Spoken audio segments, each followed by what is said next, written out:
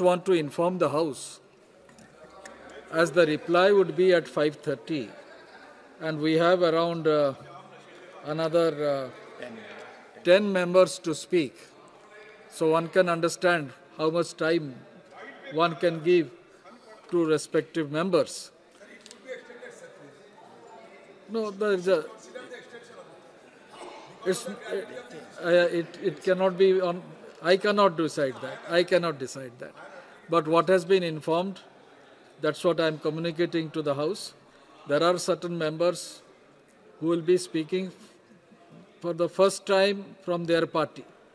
But still, this is the instruction which has come. I have communicated to you. Please be aware about the time constraint, and accordingly, if you conclude your speech, actually intelligent people speak for 3 minutes, and we are giving 5 minutes. Thank you. Mr. Asauddin Owaisi. Sir, आपका बेहद शुक्रिया कि आपने 3 minute में बोलने वालों को intelligent कहा, और ज्यादा बोलने वालों को आप क्या कहेंगे, आप बोल दीजिए चेयर पे, तो अच्छा रहेगा। नहीं, मैं बोल देता हूँ अभी। तो जो 3 मिनट में बोल देते हैं वो इंटेलिजेंट तो है ही, और जो ज्यादा बोलते हैं उनका ज्ञान क्या बेवकूफ नहीं होते हैं, वो तो ज्यादा का ज्ञान होता है। सर, आपने मुझे बोलने का मौका दिया। सर, मैं पहले ये बात वाजे कर देना चाहता हूं कि मैं इंडिया में नहीं हूं, मगर वतन अजीज का हूं, और मेरा मामला ऐसा है कि मैं अब लाइन ऑफ एक्शन पर हूं। भारत की राजनीति में अगर कोई लाइन ऑफ एक्शन पर है तो मैं हूं। सर, मेरे चंद सवालात हैं जो मैं उम्मीद करता हूं कि हमारे मोहतरमा वज़ीर साहिबा जब जवाब देंगे, इसका जवाब, मेरे सवाल का जवाब देंगे। यूपीए में जीडीपी ग्रोथ था 6.8 एवरेज। नरेंद्र मोदी की सरकार में जीडीपी ग्रोथ हो गया 5.9 एवरेज। इसका जिम्मेदार चीन है या पाकिस्तान है, बता दीजिए। Fiscal deficit as percentage of GDP, sir, वो था 4.7 यूपीए के टाइम पर। नरेंद्र मोदी की सरकार में हो गया 5.1 एवरेज। इसका जिम्मेदार कौन है? हाँ, पाकिस्तान है। सही कह रहे हैं आप। मान लिया आपके अकल की तारीफ करता हूं। सर, इन्फ्लेशन है यूपीए के हुकूमत में 8% था, नरेंद्र मोदी की सरकार में 5% है। मगर क्या ये बात सच नहीं है कि जो ग्लोबल तेल की कीमतें थी 2008 से 14, वो एक बैरल $100 के ऊपर बिकता था।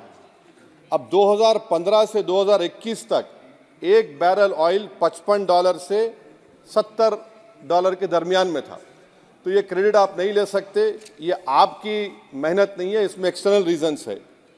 मेरा चौथा सवाल ये है सर कि आखिर आप, अगर जीडीपी हमारा 5.9 एनडीए गवर्नमेंट का रहा, तो फिर अनएम्प्लॉयमेंट रेट कितना है?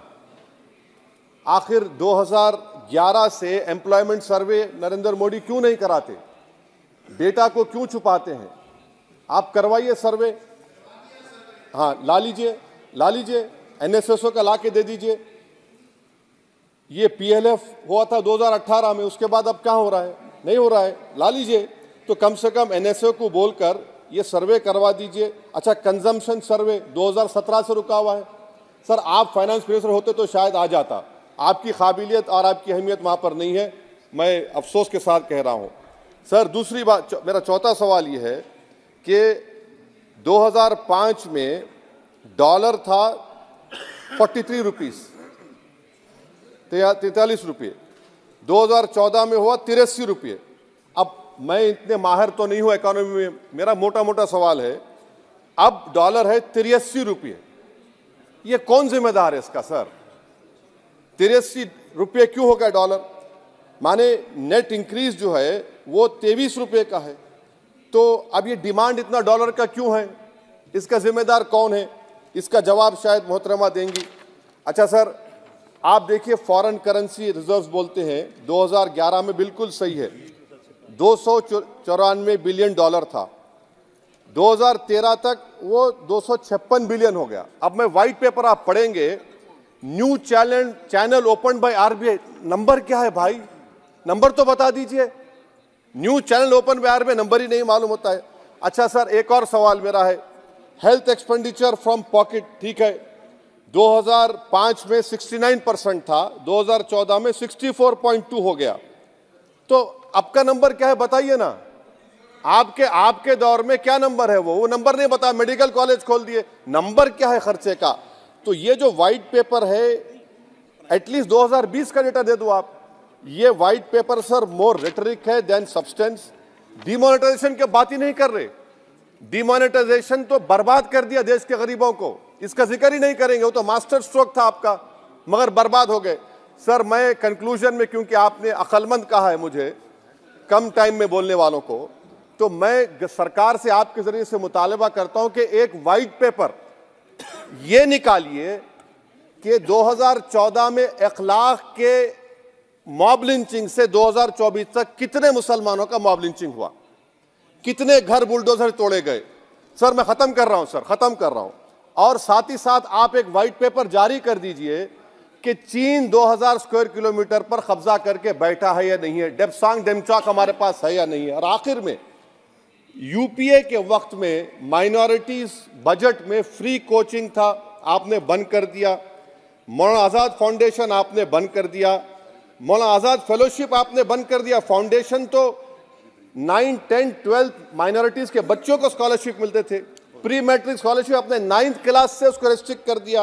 हो गया ये सर मैं खत्म कर रहा हूं सर। तो मदरसा एजुकेशन आपने खत्म कर दिया। ये क्यों किया आपने भाई? हद तो ये होगी कि आपके पास 2014 में एक मुस्लिम वजीर था, अब तो एक भी नहीं है, एक भी नहीं है। अजीब है मामला। अब आप देख लीजिए, तो ये बातें हैं सर। और फिर सर ये व्हाइट पेपर में आप देखिए सर, ये व्हाइट पेपर में बिजनेस स्टैंडर्ड का एक आर्टिकल का जिक्र है मिस्टर शंकराचार्य का। ये शंकराचार्य साहब जो है, मिस्टर शंकराचार्य, ना रेटरिक पर रेटरिक लिखे रहे, आप उसका तोते की तरह लिख दिए उसको, ना नंबर भी देते वो।